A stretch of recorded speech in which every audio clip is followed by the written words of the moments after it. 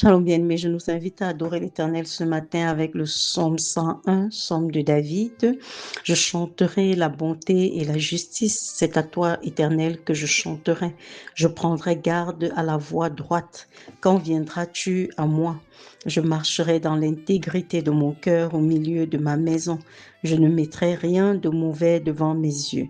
Je hais la conduite des pécheurs, elle ne s'attachera point à moi. Le cœur pervers s'éloignera de moi. Je ne veux pas connaître le méchant. Celui qui calomnie en secret son prochain, je l'anéantirai. Celui qui a des regards hautains et un cœur enflé, je ne le supporterai pas. J'aurai les yeux sur les fidèles du pays pour qu'ils demeurent auprès de moi. Celui qui marche dans une voie intègre sera mon serviteur. Celui qui se livre à la fraude n'habitera pas dans ma maison.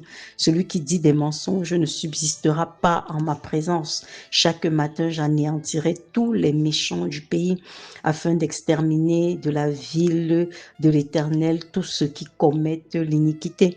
Seigneur, nous venons encore t'adorer, Seigneur, pour cet état de cœur que nous voyons chez le roi David, Père. Toute cette semaine, nous avons appris de son fils Salomon des conseils de sagesse. Comment est-ce que nous devons travailler à être des personnes qui te plaisent, à être des personnes qui marchent à la lumière de ta parole. Et ici, on voit un roi David qui était radicalement positionné pour la vérité, bien-aimé.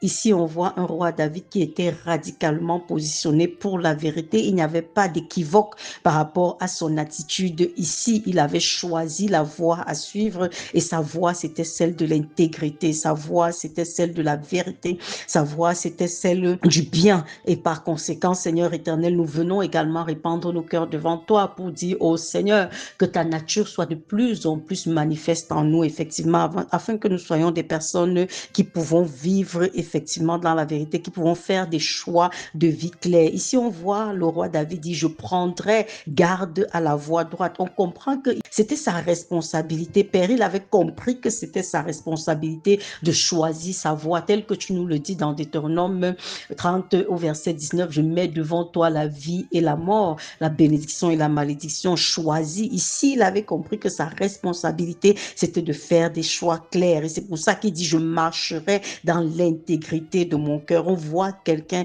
qui était conscient de l'Éternel des armées, sa capacité à pouvoir choisir sa voie. Et ce matin encore, alors que nous venons t'adorer, nous te disons merci même pour la nature divine que tu nous as donnée. Merci éternel pour la présence de ton esprit. L'esprit du Dieu vivant vit en nous désormais, éternel, pour nous porter vers le bien. Vit dans le croyant pour nous porter vers le bien, pour nous donner de faire des choix qui soient dignes de toi, pour nous donner de nous positionner contre le mal. Parce que c'est une chose, éternel des armées, que de choisir la voie de la vérité, et c'est une autre que de radicalement s'opposer à ce qui est mauvais. Et en lui, ici, dans le roi David, on voit quelqu'un qui non seulement avait choisi la voie de la vérité, mais qui était debout pour combattre le mal dans ses extrémités. Merci parce que tu nous donnes le courage de pouvoir le faire, le courage de pouvoir parler dans la vérité, le courage de pouvoir nous désolidariser de ce qui est mauvais, éternel. Parce que la Bible dit que le juste est courageux comme un jeune lion. Nous devons pouvoir nous tenir sur toi,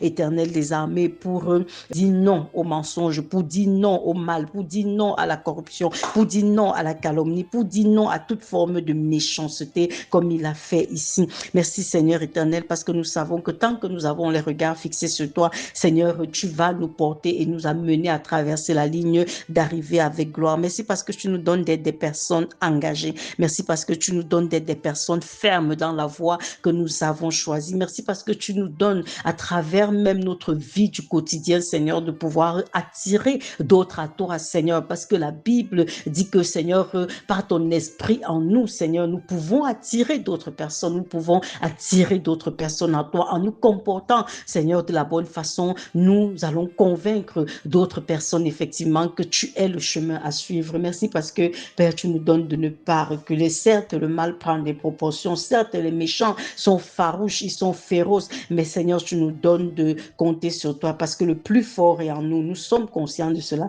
Tu nous donnes de compter sur toi, éternel, pour demeurer dans la lumière et dans la vérité. Nous t'adorons, notre Dieu. Merci encore parce que jour après jour, tu ne cesses de nous enseigner, de nous nous bâtir dans tes voies, que ta parole en nous, oh Dieu, produise du fruit qui demeure, produise du fruit digne de la repentance, fasse de nous des porteurs de lumière, fasse de nous ceux-là qui produisent, Seigneur, beaucoup de fruits et de plus en plus de fruits. Nous refusons la stagnation, nous refusons de reculer, Seigneur, mais nous voulons avancer de plus en plus. Nous voulons, Seigneur, accomplir la destinée que tu as pour chacun de nous. Nous voulons traverser la ligne d'arrivée avec gloire parce que nous voulons recevoir en fin de compte la mention de bons et fidèles serviteurs. Merci, Seigneur, parce que toi qui fais toute ta merveille éternelle, tu nous as choisis dès le commencement pour accomplir tes desseins. Que toute la gloire te revienne dans le précieux nom de notre Sauveur et Seigneur Jésus-Christ. Shalom, bien-aimé.